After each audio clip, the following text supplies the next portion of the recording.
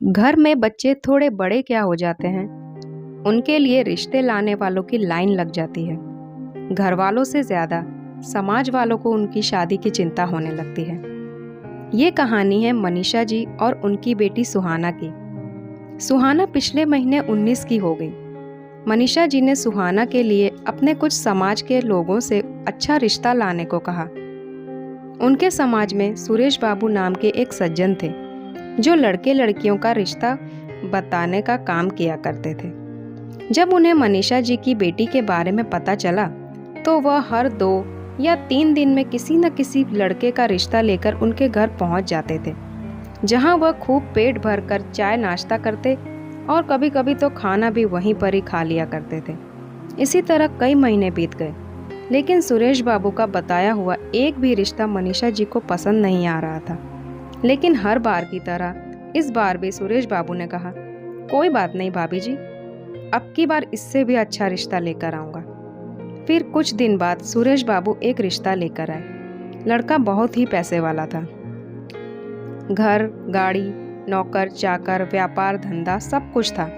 लेकिन लड़का सुहाना से उम्र में 25 साल बड़ा था और उसकी पहले भी 2 शादियां टूट चुकी थी। रिश्ता बताने के बाद सुरेश बाबू ने मनीषा जी से कहा, चिंता मत कीजिए, बस आप शादी कर दीजिए, आपकी बेटी वहां पर राज करेगी। सुरेश बाबू की बातें सुनकर मनीषा जी को बहुत गुस्सा आया।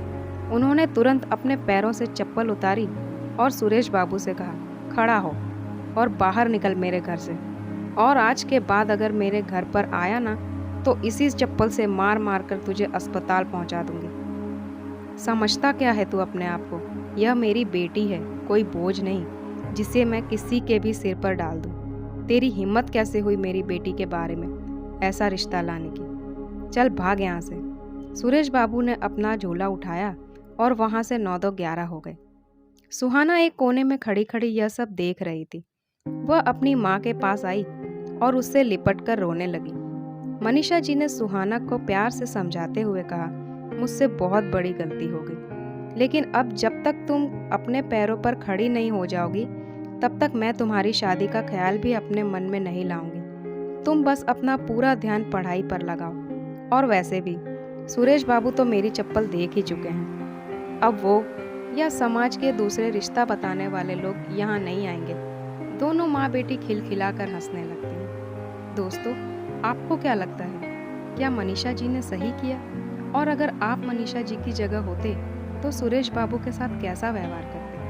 हमें कमेंट में ज़रूर बताइए। हमारी कहानी पसंद आई हो तो इसे लाइक कीजिए, शेयर कीजिए और ऐसी मज़ेदार कहानियाँ सुनने के लिए हमारे चैनल को सब्सक्राइब कीजिए।